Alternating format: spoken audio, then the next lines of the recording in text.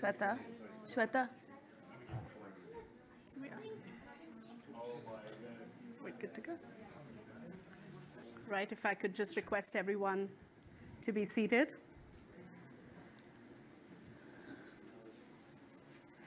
The prolonged nature of the COVID-19 pandemic has devastated local economies worldwide, forcing millions of small businesses to permanently shut down, increasing poverty, disrupting supply chains, and also fueling uncertainty throughout all industries.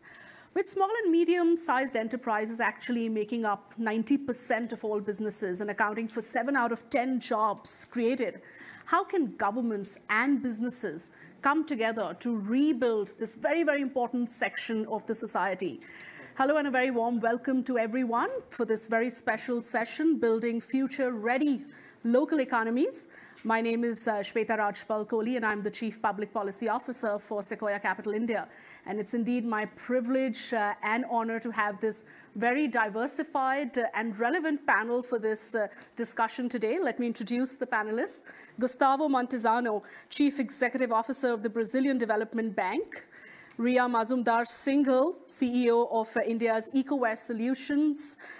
Ibrahim Al-Mojel, Chief Executive Officer of Saudi Industrial Development Fund, and Cherry Nursalim, Vice Chairman of Indonesia's Giti Group. And thank you all for joining us today for this session. Let me just kick it off by first getting a sense from our panelists on the relevance of the SME space within your respective countries and economies and regions. How important do you think the SME sector is, and how badly has it been hit? And if you could, substantiate that with either anecdotes or data in terms of what the pandemic has really meant for the SME sector. Why don't we start with you, Montezano? Sure. Good afternoon. Just before I start speaking about SME, just 1 minute about BNDES.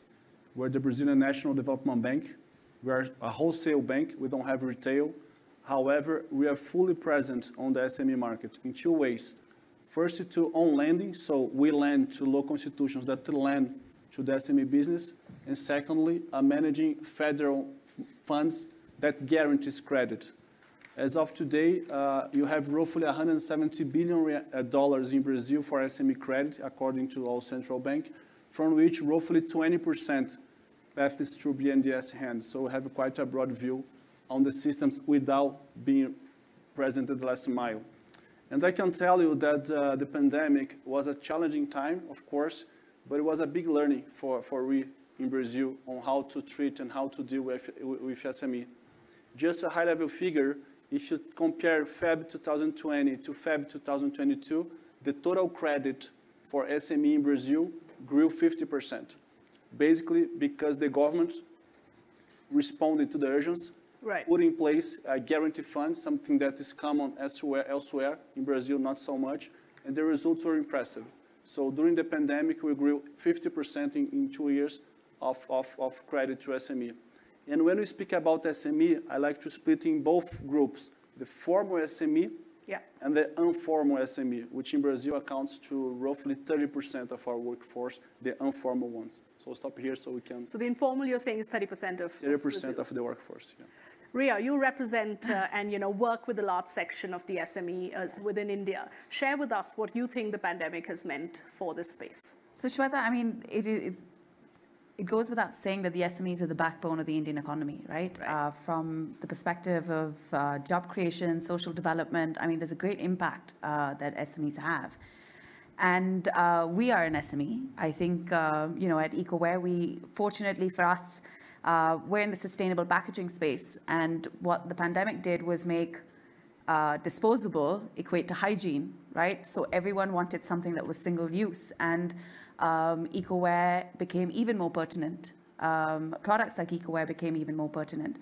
But what we did see was, I think, a lot of women-led enterprises that did suffer because of the lack of access to capital, funding. And I think that is something that was unfortunate. And I think that, we could do more for, basically, from an SME perspective, for sure.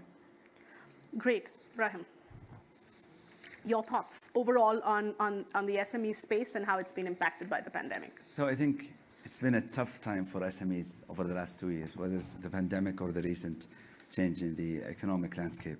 So there are three challenges they're facing. First, the increased complexity, which we noticed in the pandemic. So a challenge that will happen in China impacts the supply chain in Brazil. Right. And that complexity, SMEs are not ready to deal with it. Second is finance. Over the last 3 or 4 decades, we didn't go through a prolonged period of high inflation and liquidity leaving the market. So even with the pandemic, there was more injection of liquidity. Now, with all what we are hearing, if this high inflation, high interest rate is going to continue, we don't have the expertise or talent, especially within SMEs, to deal with liquidity being left out. Third, which I think is the toughest, is access to talent. Right. With the increased competitiveness and increased access that was brought in by digital workplace, it's wonderful, but also means the large companies can compete with SMEs wherever they are in accessing talent. So the requirement to upskill talent and upskill the firms themselves has been a challenge. And technology is the way to address that. Right, I'll come to the role that technology is going to play, but first, to Cherry, your thoughts again on the overall impact that the SME sector has seen during the pandemic. Thank you. I think, I come from a private sector, a GT group, and I think working with SMEs has been in our DNA, and I think we have started collaborations because we believe that they are the co-creation of the market. They co-create the market with us. And example is we are in the business of manufacturing, for example, tire business. We're also in the real estate as well as in retail. And in each of this area, our model is working with SMEs. So we have exported together with them supporting how they can outreach the export market, as well as supporting them in capacity building. For example, in the COVID times, there's a lot of unemployed, and we actually, whether it is young people, whether it is retirees, we actually create like auto shops, repair shops, and we do training. And then we actually finance those shops, and it's movable. So they can actually become their own SMEs and become their own. And we have developed applications. I think you wanted to talk on the technology later, but we do have developed a system where we actually will grow with our SMEs and having also winning awards on big data as well as digital working together. Also, we are now looking at apart from capacity building, finance, also on the climate front, right, how we can work with SMEs to support that. I think I was the vice chairman of ICC, and we have developed a digital blockchain platform on traceability and others. So we are working, the holistic way. Right, and I think every crisis presents with it an opportunity, and I think that's something we would love to focus on, that, while everyone's been hit very badly during the pandemic, is there an opportunity here? Are we already seeing solutions, like some of you are mentioning, come to the table that are actually going to help move to what quote-unquote, we're saying a future-ready economy, or a future-proof economy? But before we talk about what that future-ready and future-proof should be, I think one thing that everyone seems to have touched upon, gently at least, is technology and the power of technology, and how technology is going to play that key role. So let's jump straight into that. And Ibrahim, you talked about it, and try and understand why you believe that in a post-pandemic world, technology will be that key tool for SMEs to help ride through this crisis. So let's begin by acknowledging that SMEs are challenged to access technology. There is a real challenge they're facing in accessing technology, and there need to be a collective effort to help them access it. A recent report by WEF, December 2021, said that only 27% of SMEs that were surveyed improved during the pandemic. Right. Where we all, even households, improved, SMEs, only a quarter did. Technology is important for them in 3 ways. It increases competitiveness by increasing data, transparency, reduces costs, but it also gives them access to a market where they can be competitive in a niche product, but now that niche can be global, so it can increase that market, despite it being a niche product. Second, access to finance. The development of fintech, blockchain, despite the challenges, promises to reduce the cost of transaction, access to finance from retail and other sources of financing that they didn't have access to before, would reduce the cost of financing for them. And third is to attract talent. So they can, if we can help SMEs leverage the online tools to access talent, but also for themselves to be ready. The new workforce is not comfortable being digitally native, used to a supercomputer in their hand, and going to work to just input data or move paper. So for SMEs to be able to attract and retain talent, they need to adopt technology themselves to help the new workforce feel at home at the workforce. Right, Sherry, you mentioned technology as well, and you talked about your digital blockchain as an example. Would you like to elaborate further and talk about the role and the importance of technology in today's times, especially digitizing SMEs? Yes, thank you.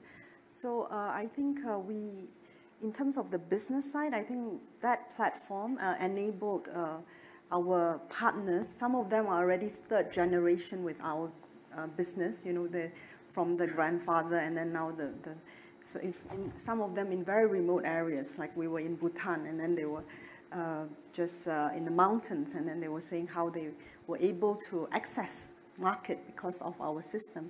And I think we believe that there is we can collaborate and actually market other products also with this digital platform, which give more opportunities for the SMEs, and we can also sort of be able to allocate the customers to come to them, so they are able to direct them because of the system. And I think we also believe in a larger scale. How do we support the whole ecosystem?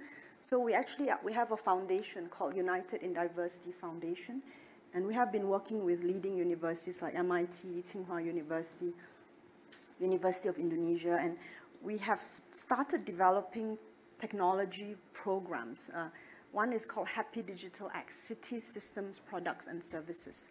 And so this is something that we believe, I think what Ibrahim said, the capacity building is really critical. And actually our program, we also start working with indigenous communities. So we think that, you know, if we do a lot of work at scale, system shift type, you know, and one of the, I was just speaking at the Oceans panel on what Indonesia as a G20 host this year is preparing, for example, what is called the Blue Halo S. Right. It's systems that support coastal communities and oceans, and there's a lot of SMEs involved in that whole process. So I think there are system shifts opportunities, and I think if we can do the capacity building, the finance as well as climate, I think making sure that, you know, we are doing it sustainably, I think we would be able to support this leapfrog. Thank you. Great. Ria, sure, go ahead. You wanted to add a point, yeah. Really like her comment, and it's very similar from what's happening in Brazil. And Brazil is going over a transition that we changed our, I would say, policy-making mindset. Until 2015, our subsidies and, I would say, public efforts were much more focused on large corporations, like spending public money there.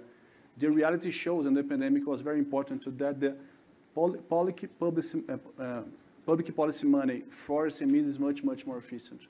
And as of today, our priority to support those businesses are digital, as you both mentioned, and the green economy. So everything related to energy efficiency, waste management, forest, oceans, everything related to this new climate economy that you need to be at the last mile and be efficient at dealing with resource. No one can do that better than SMEs, right? Yeah, and it's interesting to note how we're seeing similarities and parallels being drawn across economies, you know, whether we're talking about Indonesia or we're talking about Brazil. You know, there are some common themes that seem to be emerging. But Ria, you know, to you, you know, when we talk digitization of SMEs, you know, it's all very well to say that we've probably moved forward from it being a nice to have to now a must have. And I think the pandemic was that wake up call that, you know, you've got to adopt technology. There is absolutely no going back on that. At the same time, do you know, share with us where you think it's working and what are the challenges that are being faced in going down that path? So I think, Shweta, challenges for me are three challenges. One is, like we've touched upon, is the lack of funding, right? Yeah. The second is awareness of what is actually available. Correct. Right? And the third, I suppose, is sharing best practice within your peer network, right? So if I know another entrepreneur and something's worked well for them, I'm very likely to say, okay, you know what, let me try that. Yeah. Or let me learn, and you kind of, it just quickens the process, right? So I think those are three key challenges. And look, we're all aware that technology helps us work efficiently, and we see the benefit of it, but I come from a manufacturing space. So technology is not always just digital, right? For me, yes. It means multiple things. And when you look at a digital perspective, yes, it is now, it's on tap, right? It's not an OPEX cost anymore. It's a CapEx cost. It's cloud enabled. And I think historically, when you've looked at digital technology, yes, we've thought about it as being very expensive. But now it's accessible to everybody, right? And it's leveled that playing field, whether you're a large scale, industry or a small scale industry. But personally, let me share an anecdote, right? Yeah. The last 2 years, navigating a business through COVID, we have a team of 120 people, 90 of which are blue-collared workers. You're aware of the migrant crisis that happened in India, right? Our number one priority was to protect our team. Yeah. Not to have pay cuts, not to let anyone go. So was it a priority to invest in technology for me? Maybe not. Maybe not. Yeah. If I had that access to capital, would I have done it? Sure, of course. But from the pool I had, my priority was my team and my people. So I think it's also the priority of the SME, at the time that you're talking about. Right, and has that shifted now that we're moving towards recovery mode? Do you think there's more room to sort of accommodate some of those priorities now? Absolutely. I mean, we are certainly in recovery mode, and it's great to be at the cross-section of climate change, sustainability in India, because as the world is looking to de-risk from China, we are at a great position. There's a lot that we're doing globally now. We're in 16 countries globally. Our export revenue has multiplied, quite a bit. We are seeing plastic bans come in, not just in India on the 1st of July, but across the world. Yeah. And like I said, products such as EcoWare are just becoming far more pertinent now. And it's no longer the future, it is the present and the need of the hour. So yes. Let's take forward some of the challenges you mentioned, perhaps to you, Gustavo, in terms of access to capital. I think if that's highlighted as a key challenge, how do you solve for some of those challenges? And are there interesting models or examples or solutions that are emerging? Yeah, the first bottleneck you see is capacity, skill, I would say. Technical knowledge about how to deal with credit, how to raise the money. A big change we did 2 or 3 years ago, we accepted training and digital incorporation, which sometimes is not, I would say, physical stuff, as an investment. So we're financing that through work capital lines, and then now we're financing through investment line, like 5 to 7 years. So reskilling or capacity, using the understand that those investments, they should be treated as long-term one. And the third, as I mentioned, having the public policy supporting with credit enhancements for those investments in energy efficiency, waste management, and biomethane, all those climate-related assets that SMEs are much more efficient to do than the large companies. And another example that we had during the crisis as well, we had a lot of large companies stepping in and acting as an anchor for SMEs. Right. So they called us, the bank, and if you give me lines for us to lend to our suppliers and clients that are SME, could you benefit of some low rates and long tenors? And say yes. You just don't spread your supplier and vendor. You work it quite well. So this was an emergency line, and now it's becoming permanent, using as a large anchor, large companies as they want to capitalize the funds. Anyone else would like to take forward the funding theme as well as, the access to capital? So I think one of the main roles of government is to provide access to capital. SMEs, why we have cycles, we have to remember that maybe the average is sustainable, but maybe they will not be alive by the time the cycle is back to where it should be. So we have to take special care. And as Ray has mentioned, they were very busy about day to day. We have a saying in Arabic, المشغول لا يشغل. Don't make the busy person busier. So we took that as a guiding light when COVID hit. So within weeks, when COVID restrictions were implemented in Saudi, we reached out to all our SME clients. No payments are due this year. Automatically restructured. It was a $1 billion initiative. Automatically restructured on the remainder of the tenor. Whether you need it, you don't. It's not worth the headache on you or on us to apply for this. We then noticed that some of the rising SMEs, because there's a lot of discussion to help people start, but not much to help people scale.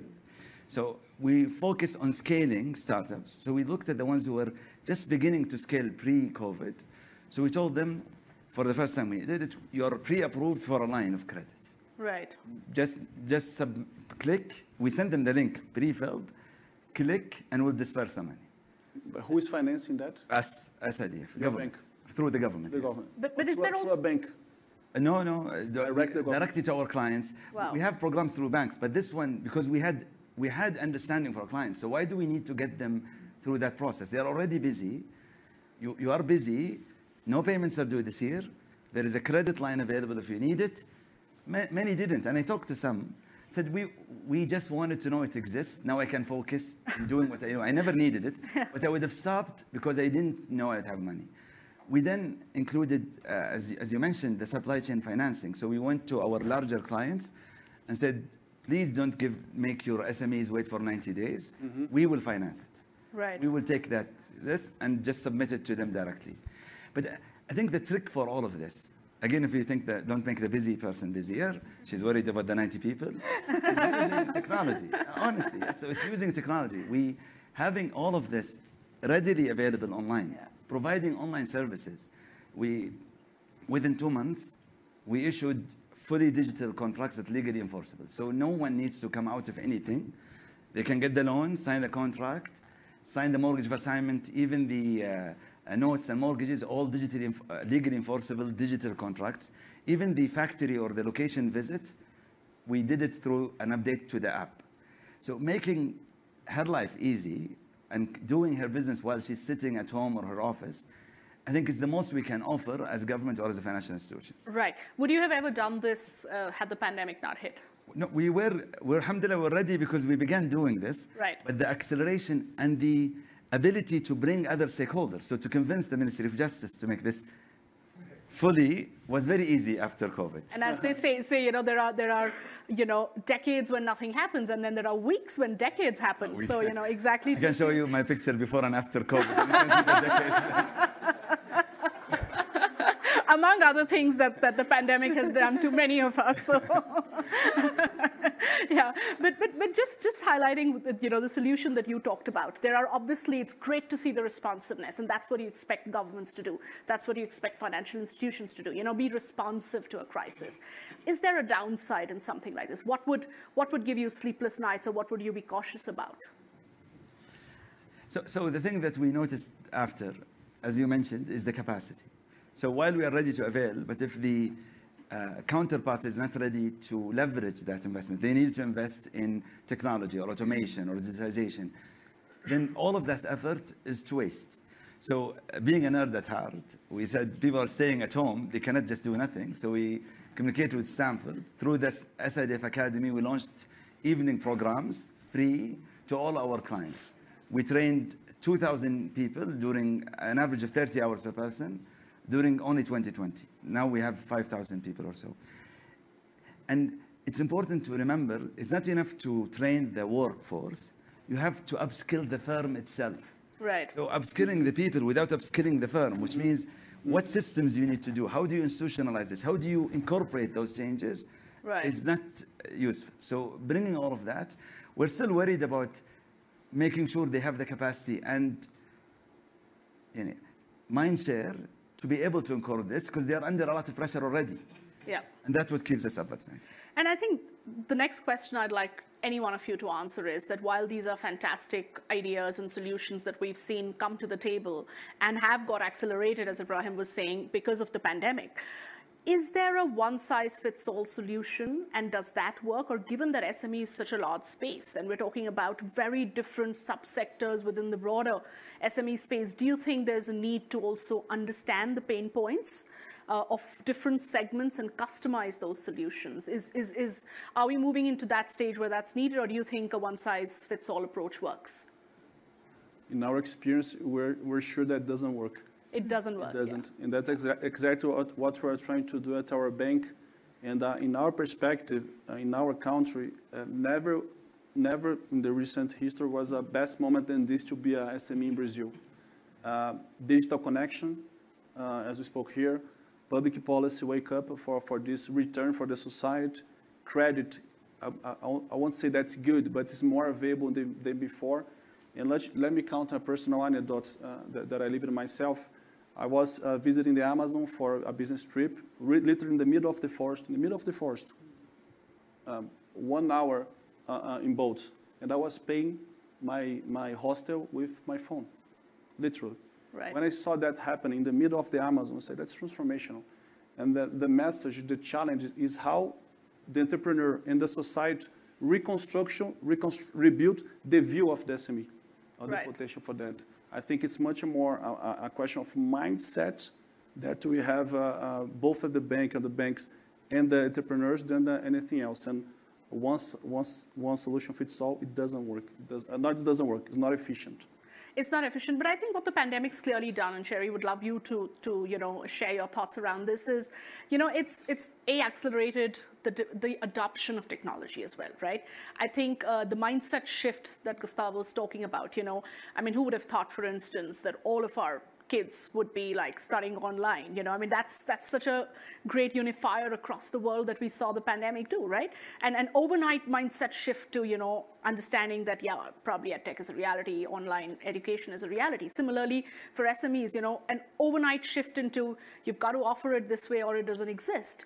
But do you think that we haven't focused enough on resolving the challenges that remain? And she talked about access to capital as one of them. But what about the fact that we haven't done enough to make our economies, as they say, future ready, or skill and train the people to be digital ready? Do you think that is something that needs a greater focus? Absolutely. I think you mentioned about the education. Our Minister of Education in Indonesia, Nadiem Makarim, he was actually created a decathlon, Gojek, and he is now Minister of Education. So, right. He's thinking quite far ahead in terms of how to support digitization and in the system. But he also struggled because I think Indonesia is a 17,000 islands, the world's largest archipelagic nation. So, there are many places that the kids couldn't get access to the digital communication, and some of them had to, I think you see stories all over, right? So how they had to go up to the trees or go, it's really difficult. Right. And it's actually, the inequality has been more stark because of the pandemic. And those with the digital divide has really been, I think, much, has caused a lot of pain for these types of these communities who don't have access. And I think China, one example, they have gotten out of poverty, the target 10 years ahead of target because of access to digital access in the most remote parts of the country. Right. So I think that's a lesson that we can learn from on the physical infrastructure. Because unless we solve for that, we cannot achieve. Yeah, Ria, yes. You have a point to Sorry, make. Shweta, I was just going to go back to your question of whether one size fits all. Yeah. And I'm always screaming from the mountaintop to say that if you are, if you are a purpose-driven business that is, aligned with ESG and shows true impact, then I think your financial incentives should be different to everybody else. So from that aspect, I don't think one size fits all. I think if you're doing something that is better, and your revenues derive from a circular economy model, et cetera, then... So you're championing the cause of yes. having, better incentives and Correct. better and more customized models for certain kind of businesses that are actually perhaps doing things that are more relevant to today's state of play. Absolutely, Is that what you're saying? Yeah. I want to take forward what Sherry was saying, especially around the digital divide, because I think that's interesting. On one hand, we do argue, and Ria, you made that point about how technology has actually been a leveler for SMEs, right? And how some of the solutions that are being offered, thanks to technology, have helped SMEs actually bridge that gap with large corporations, because you know what, now technology is available. The same technology is available to an SME as it was, say, to a large corporation earlier. And earlier, you needed those deep pockets to be able to invest in technology. Now you're seeing that. But on the other hand, you've got Sherry talking about how the digital divide has actually deepened and the pandemic has worsened it. So would any of you like to say that, are these two separate trends we're talking about, or is it a bit of both? So when you ask, is one size fits all, and I'll use it to answer this. Yeah. I agree we should curate solutions and funding depending on the incentives and direction of the government. But I also think if you take a step back and think macro, there are things that you have to do regardless. Right. Digital infrastructure is essential, regardless, if you want to be future ready. Upskilling people and firms, regardless. You need to invest in upskilling of people and firms. Reducing regulatory burden and increasing transparency of government services or bureaucracy or requirement is great regardless. So when you take a step back, there are things that we have to do that one size fits all that we need to do to Across ensure the board, that across the board. Yeah. And then you should curate financial incentives, and we offer additional incentives, as you mentioned, on energy efficiency, automation, digitization, things that increase competitiveness, aligned with ESG and what have you. But that shouldn't limit our view to the basic needs for any entity to operate. Right. I went to this point that I'm speaking that here in Davos and to my global partners as well. If you are investing in an emerging country and you're investing in SME, it's fully ESG. You cannot separate, because if you are turning an SME company more innovative, more climate-oriented, more reskilled, it has a social impact at the last mile that's not measurable. So anyone investing in emerging economy with SME, equity, credit, guarantee, whatever, it's a full ESG, and there's no question about your just raising Go ahead, your comment. No, Shweta, I was going to say, I mean, when we look at India, it's not just about urban entrepreneurs, right? It's about rural entrepreneurs as well. In Brazil, the same.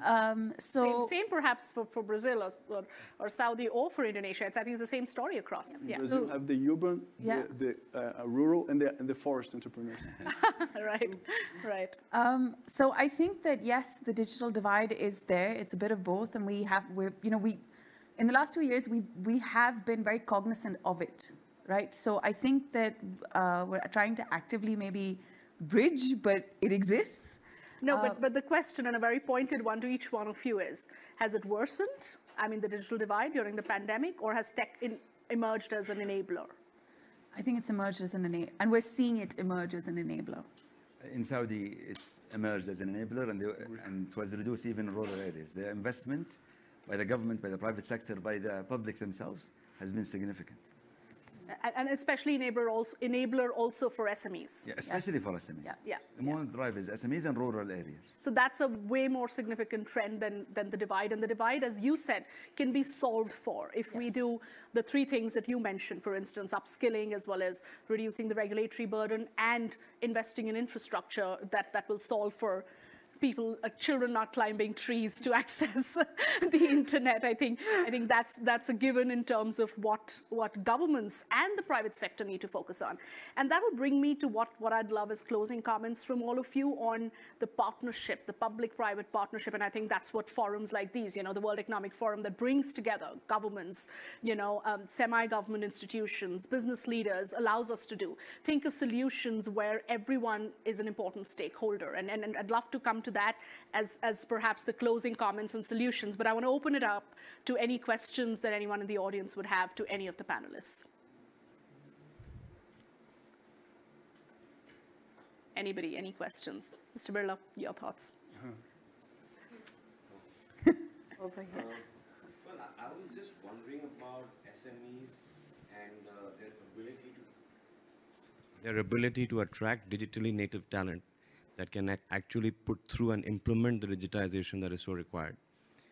can they actually attract the kind of talent that they need to, who are digitally native, and can they retain that talent after that? Good question. I think so. Yeah. And when you speak about SME, I would say digital interaction, usually is not something very sophisticated. Usually you take a younger person of your family or your relatives, and at 20 plus years, they can manage that if they're, I would say, better trained in our view, overall speaking. I think we have one more question, but would anyone else like to add to I mean, my thought is, Ms. Birla, is that now with this, the future of work that we talk about and remote working, right?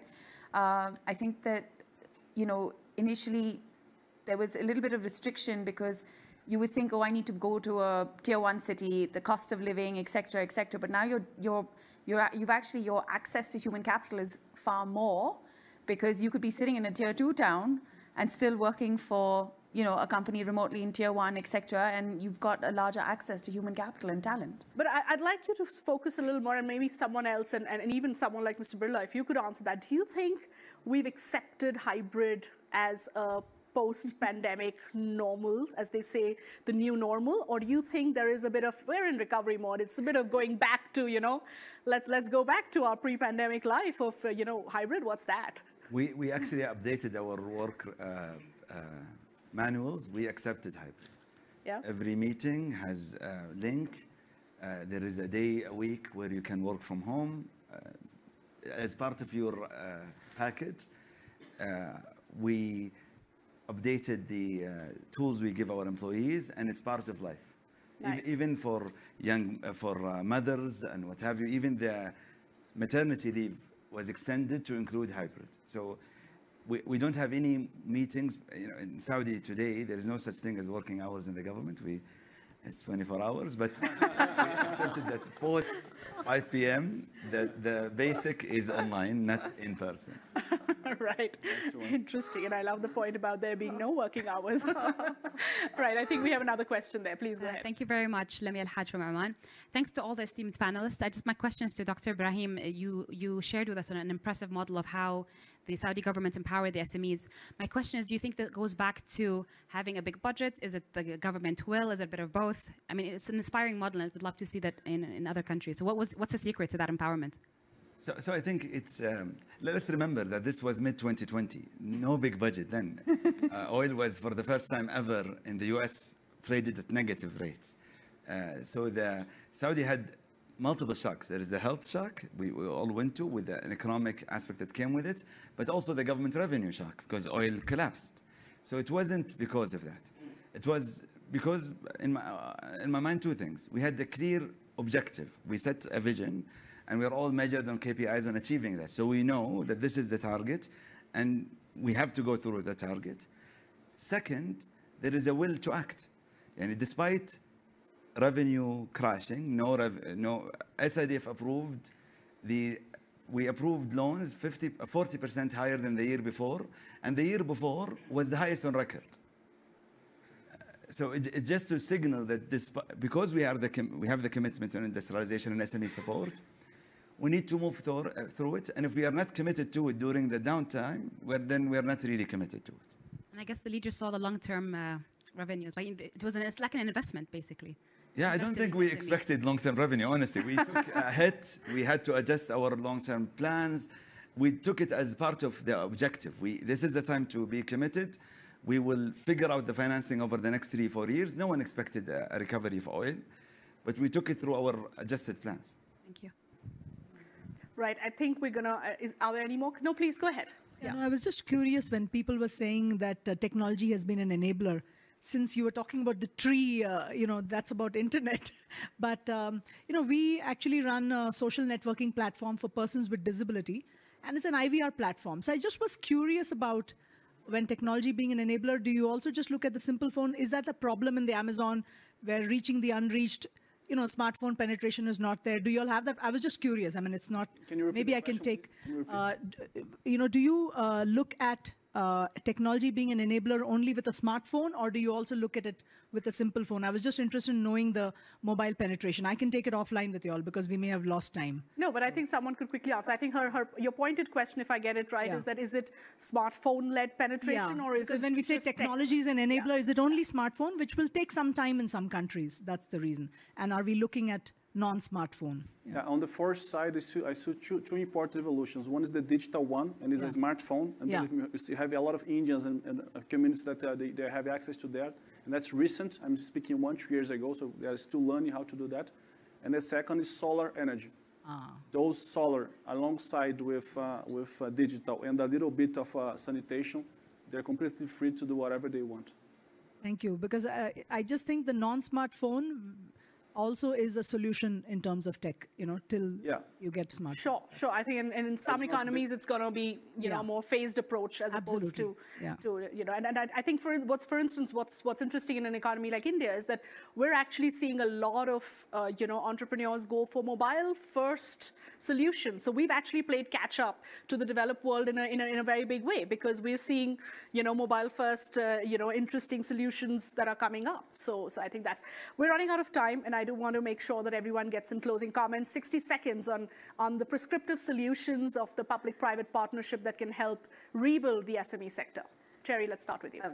I would like to propose, because this year G20 is in Indonesia, next year it will be in India. It was in Saudi right before. But this year the Indonesian government has put 3 priorities. I think health, climate, and the third one actually is for digital inclusion, prioritizing on the SMEs.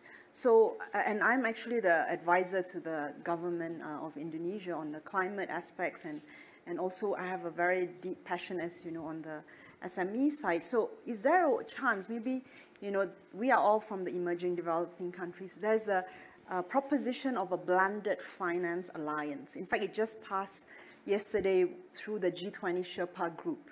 Right. So Indonesia is calling for this alliance, and there are actually opportunities of policies, philanthropy. There's a blended format. Let's scale up support for SMEs together, and maybe we could bring this panel forward to do something beyond just a talk, to actually concretely have some outcome. And actually, WEF reached out to me to work on impact and funding and SME. So maybe we can do that together.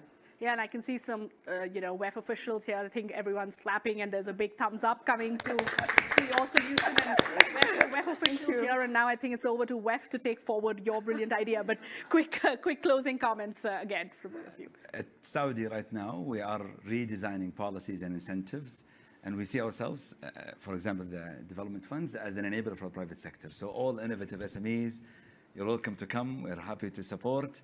Come invest in Saudi. Wow, that was a perfect closing comment. Ria. Shweta, I would love to see the scaling of SMEs, right? We know the positive impact it has, the job creation, it needs to happen and be an ongoing priority. So like I said previously, financial incentives, can we reduce the GST and the taxation on products like EcoWare? Can we have large multinationals incorporate SMEs into their supply chain, right? It innovates, it helps them innovate, it helps SMEs scale. And I think, like what Ibrahim touched on, can we reduce the hassle cost for SMEs, like whatever that means when you are thinking of developing technology? Right, perfect. That's that one. In our perspective, the summers that in Brazil was never a better moment to be an entrepreneur in SME as we are today, based on digital, based on sustainability, and everything that you are investing on SME in emerging markets is fully ESG. Nothing is better to allocate resource and capital that leaves impact on the last mile than an SME. And that's why I clap hands for her proposal. Right. Yes, and I think, in the interest of just wrapping up this conversation, we started on a not so happy note saying, just look at the impact that the pandemic has had on SMEs. And we're ending on a hugely positive and optimistic note of talking about various solutions that have emerged and how the crisis has actually become an opportunity, how technology has actually become an enabler. And now we're already talking about global solutions to a very local problem. And, I think taking forward what you've said that if economies could come together, we could see the G20 leadership come together, we could see ideas that would work across economies, and yet we could be more prescriptive in making it customized to offer solutions that would work for certain segments. I think that's the answer to rebuilding SMEs and making them more future-proof. So thank you all for being part of this panel and for sharing your insights.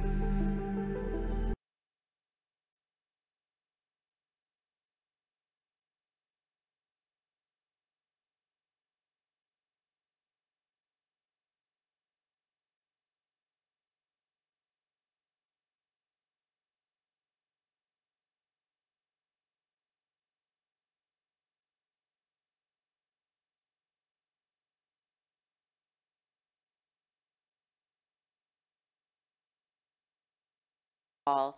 Thank you all for being here today. That was a very nice. Thank you.